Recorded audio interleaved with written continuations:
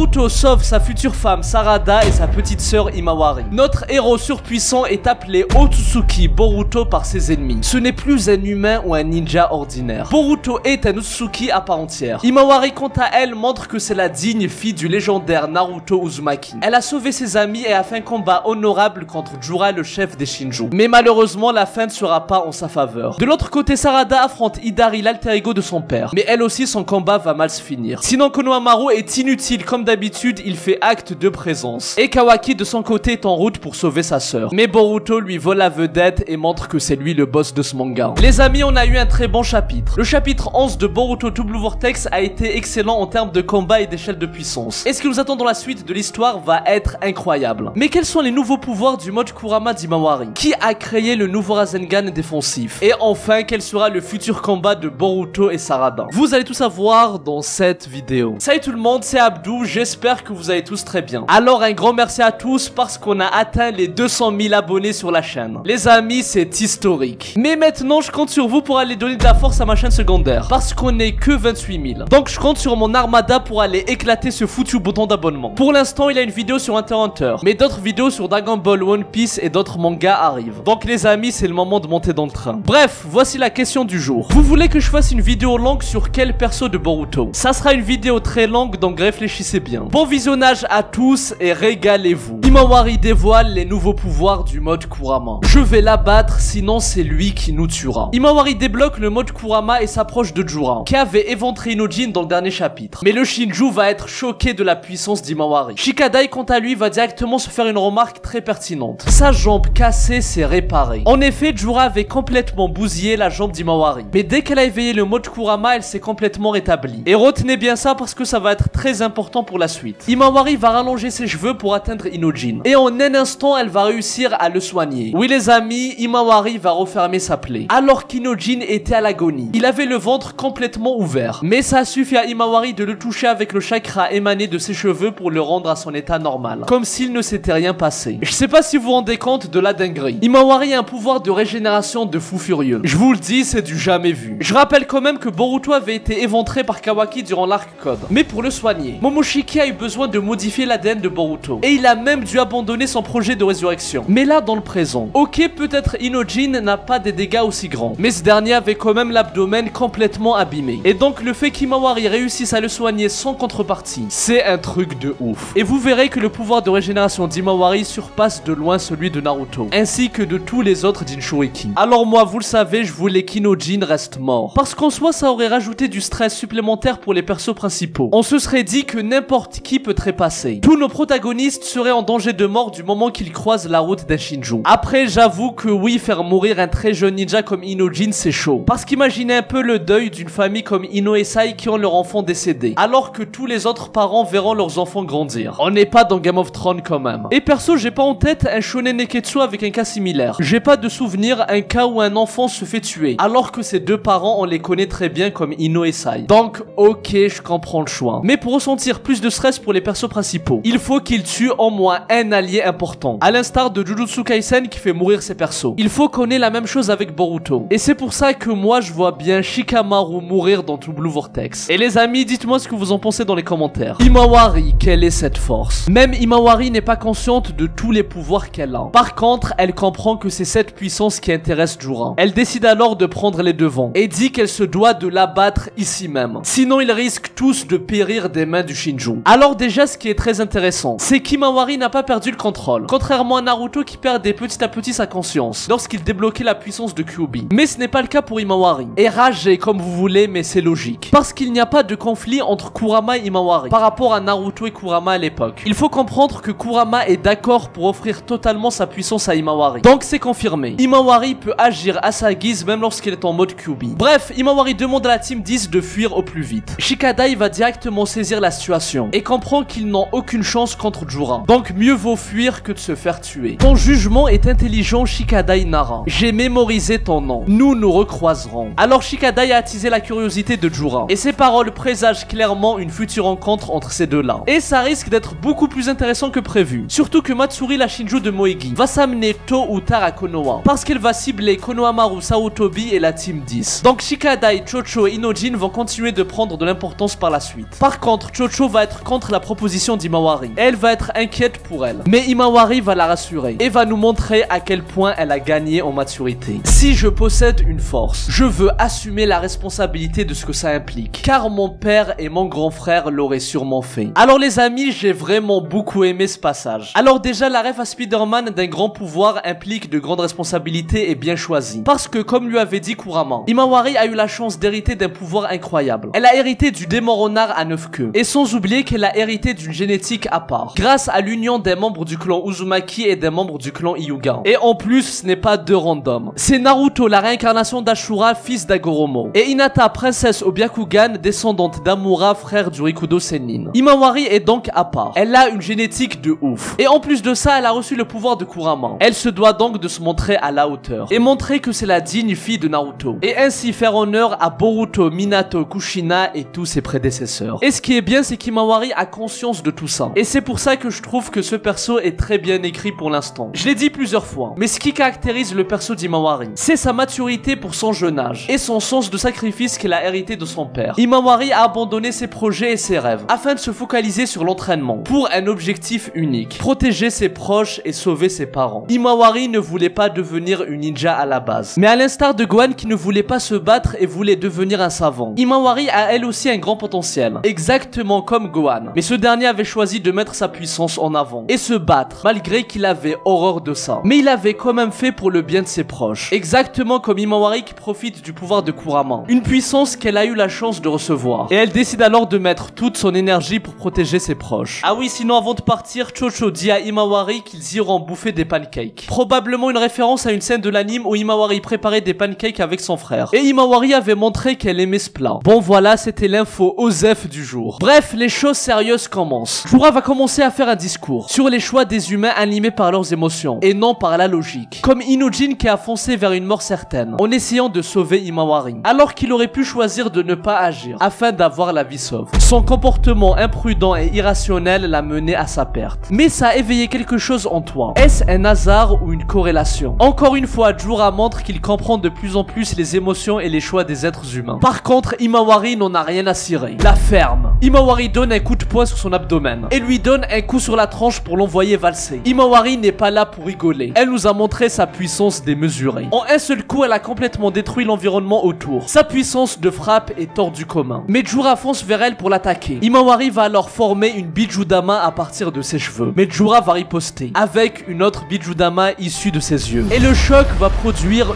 une énorme explosion. Alors les amis, je me suis régalé sur ce passage. Et disons les termes, Himawari est très stylée. Elle a un flow de ouf. Elle dégage une aura à la fois féroce, sauvage et remplie de rage. Et je maintiens mes propos. Si Himawari est bien gérée, elle peut devenir un des meilleurs persos féminins de shonen. Vu la concurrence d'à côté, je pense que c'est largement possible. Mais bon, malgré le courage d'Himawari, le combat ne va pas bien se finir. La défaite d'Himawari contre Jura est son combat honorable. Tu es plus proche de nous les Biju que d'un humain ou d'un réceptacle. Jura est surpris par la puissance d'Himawari, qui a une force phénoménale et maîtrise le Bijudama. Mais il décide de passer à l'action, avec un coup de boule sur la tronche. Il se déplace ensuite très rapidement derrière elle, et réussit à la coucher par terre en un seul coup. C'est la première fois que j'ai envie de tester ma véritable force. Himawari s'est très bien battue, mais comme je l'avais prédit, c'est impossible et ça serait illogique qu'elle arrive à égratigner un ennemi aussi fort que Jura. Donc tous ceux qui pleuraient et qui criaient à l'incohérence des échelles de puissance, je vous avais dit de vous calmer parce qu'il n'y avait rien d'alarmant. Et la preuve, Jura, dès qu'il s'est mis en mode sérieux, il a one-shot Himawari. Du coup, encore une fois, il fallait être patient. Et ce qui me tue, c'est qu'Himawari, elle est au sol aux portes de la mort. Et là, il y a Jura qui dit qu'il va commencer à devenir sérieux. Donc en gros, pour résumer, l'objectif c'était de mettre en avant Himawari, afin de lui montrer qu'elle a un grand potentiel, et qu'elle risque de devenir très forte par la suite. Mais dans un second temps, on nous montre que Jura est bien plus fort. Il éclate en termes de puissance pour le moment. Mais ce n'est pas fini. Himawari va se relever encore et encore, mais elle va continuer de se faire tabasser. Par contre, il y a un détail très important à noter. D'abord, Jura va lui donner quelques coups, et ensuite il va lui balancer une mini Bijudama. Mais Himawari va se régénérer instantanément. Elle se blesse, mais une milliseconde plus tard, elle referme ses plaies. C'est un truc de ouf. Même Jura est choqué, et il dit que ça surpasse le pouvoir de régénération de n'importe quel humain ou Jinchuriki. Ça se rapproche des Biju. Et les amis, comme expliqué la dernière fois, Himawari n'est pas une simple Jinchuriki de Kurama comme ses prédécesseurs, car Kurama n'est pas scellé en elle. Il forme une seule et même entité. C'est comme si on avait devant nous un bijou en forme humaine. Donc mettez du respect sur Himawari. À seulement 12 ans, elle a le mode Kurama avec le plus grand potentiel. Elle résiste face au surpuissant Jura, le chef des Shinju. Elle a même réussi à sauver ses compagnons. Elle se faisait taper encore et encore, mais elle se relevait sans relâche pour lui barrer la route. Et on parle quand même de Jura qui est probablement l'un des antagonistes les plus puissants de tous les temps. En tout cas, Himawari est bien la fille de Naruto. Elle a hérité de plein de qualités de son père, comme sa bravoure, son courage et sa philosophie de ne jamais abandonner. Mais malheureusement, ça ne suffira pas. Tu ne peux pas éviter l'épuisement de ton chakra. En fait, Himawari utilise sans cesse son chakra pour guérir ses plaies, dès qu'elle reçoit une attaque de Jura. Mais le problème, c'est qu'elle ne peut pas faire ça à l'infini. Et du coup, elle commence à s'épuiser. Même Kurama va dire que Jura est monstrueux, encore plus fort que ce qu'il pensait. Alors que Kurama a quand même affronté Ishika avec Naruto. Et il dit que malgré l'énorme potentiel d'Himawari, ça ne suffira pas. Le combat Himawari contre Jura se termine donc avec la victoire totale du Shinju. Mais la fille de Naruto a quand même fait un combat honorable. Et il faut rappeler qu'elle commence à peine à utiliser le mode Kurama. Donc c'est normal qu'elle n'a pas encore atteint le maximum de son potentiel. Et Himawari aura forcément un mode Kurama encore plus puissant que celui-ci, ou au moins maîtriser celui-ci de manière parfaite. Donc il y a encore plusieurs mystères et pouvoirs qui nous attendent avec le mode Kurama d'Himawari. Sarada retrouve l'alter ego de son père. Si je te dévore, que vais-je obtenir? Hidari affronte les deux persos qui ont de grandes chances de devenir les deux prochains Hokage. Konohamaru, la fraude qui rêve de succéder à Naruto depuis qu'il est gosse. Et Sarada, un des personnages centraux de Boruto qui a pour objectif de devenir Hokage. Une première pour un membre du clan Uchiwa. Dans le dernier chapitre, Sarada arrive à esquiver le Chidori d'Hidari et lui balance un Chidori à son tour. Mais elle a été surprise que ce dernier utilise ce jutsu, étant donné qu'actuellement il n'y a que Sarada et Sasuke qui maîtrisent le Chidori. Et je vais vous expliquer pourquoi. Alors là les amis, je me frotte les mains comme un fou furieux. Parce que la dernière fois, certains criaient à l'incohérence sur le fait que Sarada esquive le Chidori d'Hidari. Mais là tranquille, la patience a encore une fois triomphé. Parce que là on a une réponse claire, nette et précise pour vous contrer. Tes yeux, ce sont les Sharingan. Jura m'en a parlé. On dirait qu'il faut des yeux comme les tiens pour utiliser le Chidori. En fait les amis, c'est expliqué dans Naruto, lors du passé de Kakashi. Lorsqu'on le voit inventer le Chidori, Minato va lui dire: il ne faut plus jamais utiliser ce jutsu, car cette technique a un énorme défaut, vu la vitesse de l'attaque et le champ réduit de l'utilisateur. Ça permet à l'adversaire de facilement contrer l'attaque, et ensuite tu te trouves vulnérable. Et donc pour pouvoir réaliser le Chidori sans problème, il faut le Sharingan pour pallier à ses défauts. Parce que grâce à ce dojutsu, qu'importe la vitesse de mouvement d'utilisateur durant le Chidori, grâce au Sharingan, il pourra prédire les déplacements de son adversaire. Et c'est pour ça que Kakashi ne maîtrisera pas le Chidori qu'une fois qu'il avait reçu le Sharingan d'Obito. Et donc Hidari qui a les Rinnegan et non les Sharingan, il peut faire un Chidori, mais ça sera un Chidori imparfait. Et comme le tout premier Chidori de Kakashi, lorsqu'Hidari utilise le Chidori, son adversaire pourra facilement esquiver son attaque. Et ça a été le cas pour Sarada qui en plus de ça a les Sharingan, qui lui permet de prédire son attaque. C'était vraiment le combo parfait. Hidari ne pouvait pas plus mal tomber dans cette situation. Donc non, ce n'est pas incohérent. Et au contraire, l'explication est bonne, vu qu'on utilise un élément introduit il y a longtemps dans Naruto. Et en plus de ça, dans les romans de Naruto et dans Boruto, après que Kakashi a perdu son Sharingan, il ne pouvait plus utiliser parfaitement le Chidori, et a donc créé une nouvelle technique, le Raiton Flash Violet. Ah oui, dernier truc pour achever les haters. Dans la base de données du site officiel de Naruto, il y a quelques jours, ils ont rajouté une explication du Chidori. Ils ont dit que seuls Sarada et Sasuke le maîtrisent. Ils ont enlevé Kakashi. Et les amis, écoutez bien. Le Chidori ne peut être utilisé que par les détenteurs du Sharingan. Parce que si ce n'est pas le cas, ça sera un Chidori imparfait qui vous rend vulnérable. Bref, un des détails à retenir, c'est que Jura connaissait l'existence du Sharingan, ainsi que du Senringan. Ça montre que Jura a énormément de connaissances comparé aux autres Shinju. Parce qu'Hidari est toujours comme un nouveau-né, qui ne connaissait même pas le nom du jutsu qu'il utilisait. Quel est ton lien avec Sasuke Uchiwa? Konohamaru demande à Hidari qui il est, et souhaite comprendre pourquoi son chakra est confondu avec celui de Sasuke. Par contre, ce qui va être intéressant, c'est qu'Hidari ne sait même pas qui est Sasuke. Ça montre donc que les Shinju n'ont même pas conscience de comment ils naissent, et ne connaissent même pas leur réelle identité. Ils ne gardent pas de souvenirs de leur alter ego. D'ailleurs, ça me rappelle une des premières phrases d'Hidari, dans le chapitre 5. Nous autres, qui sommes-nous? Et c'est là que Jura lui dit de suivre son instinct. Et il a choisi Sarada Uchiwa comme cible à dévorer. Et c'est pour ça qu'il s'est introduit à Konoha. Konohamaru Sensei, protéger Sarada. Sumire va comprendre qui est la cible d'Hidari. Mais ça sera trop tard. Hidari va électrocuter Sarada avec son Raiton, ce qui mène à sa défaite sans pouvoir riposter. Alors oui, c'est dommage pour Sarada, mais Hidari a été plus futé. Il a profité d'un moment d'inattention de Sarada pour mettre une marque de griffe derrière elle, afin de pouvoir l'atteindre avec sa main cachée dans sa poche. Par contre, Sarada n'aurait jamais dû désactiver son Sharingan. Elle a trop pris la confiance confiance et pensait que le combat était gagné, alors qu'en réalité il n'avait même pas commencé. Bref, on passe à l'action. Angeline va tenter d'attaquer Hidari, mais ce dernier va se faire brûler vif avec un katana. Et donc comme prévu, Hidari a hérité de tous les pouvoirs de Sasuke. Ah oui, sinon encore une fois ça montre que Kawaki n'a pas entièrement tort dans sa vision lorsqu'il avait dit que les ninjas sont ceux qui meurent tôt. Parce que déjà il y a eu une dizaine de Jonin qui n'ont pas tenu une seconde contre Juran. Ils se sont tous fait éventrer. Et là il y a un gars qui voulait bien faire en sauvant Saradan. Même Skin il a fini grillé. Konohamaru décide enfin de se bouger en lançant un Rasengan. Hidari esquive et rétorque avec son Chidori imparfait. Mais Konohamaru va se protéger avec un nouveau jutsu, le Futon Rasen Shoheki, le Rasengan protecteur. Alors oui, il se fait quand même éjecter, mais ça a amorcé l'attaque d'Hidari, ce qui l'empêche de se faire abattre sur le coup. Alors les amis, oui, je dis souvent que Konohamaru est une fraude. Et en effet c'est le cas, parce que lorsque ton rêve c'est de devenir Hokage,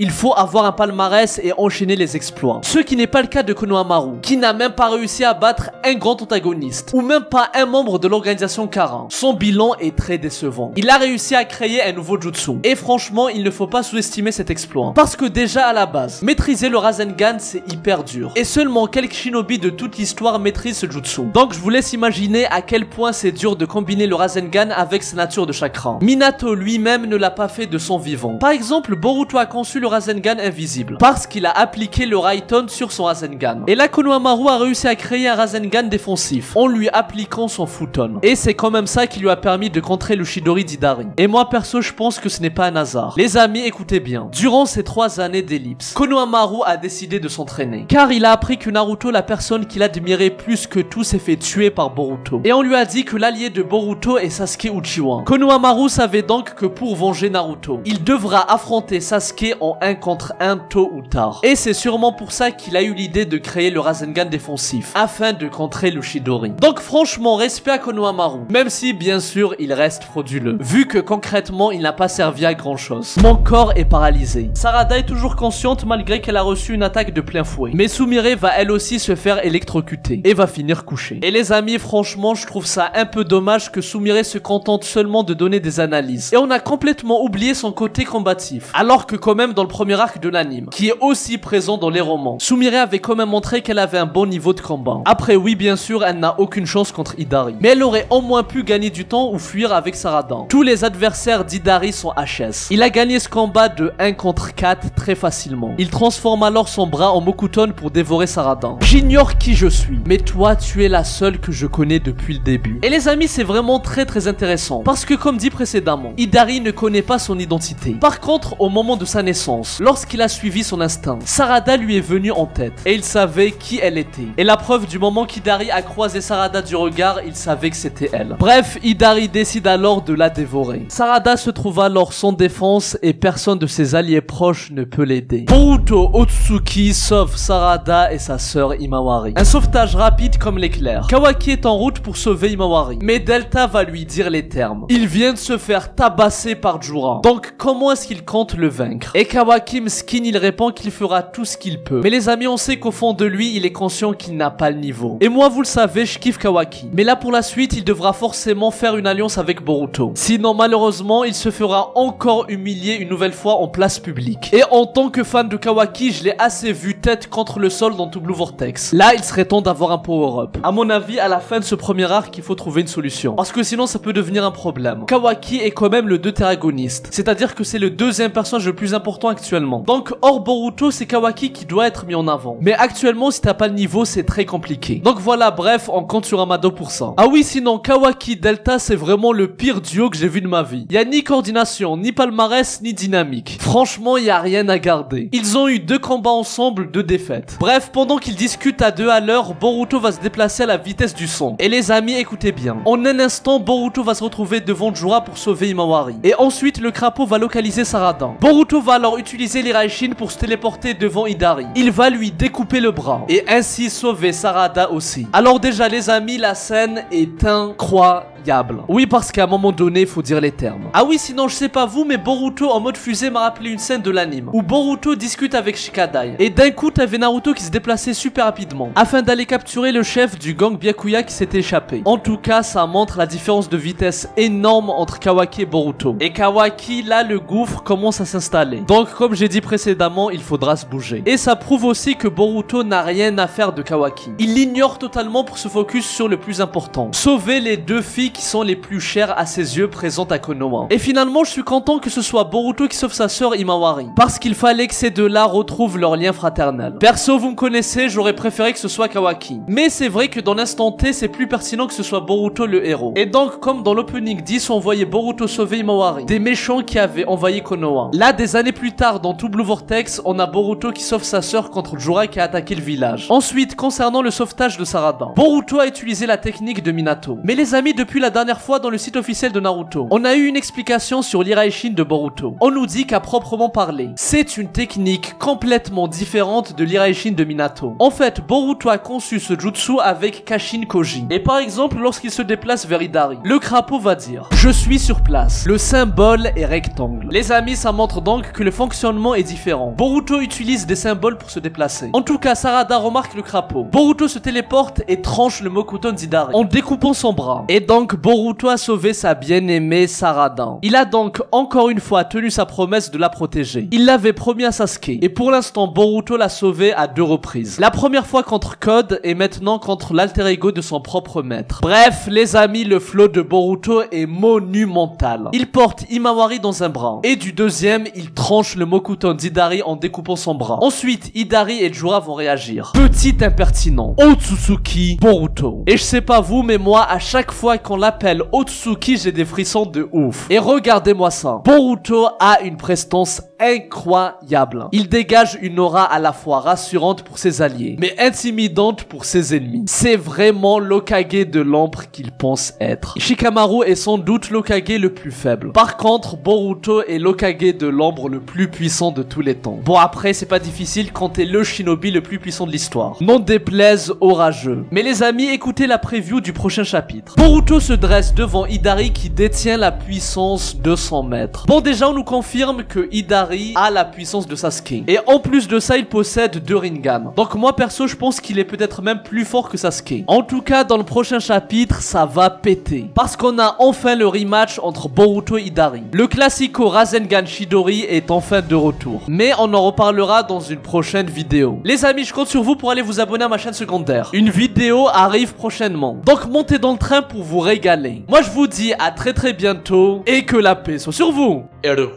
Psy, Konkuru.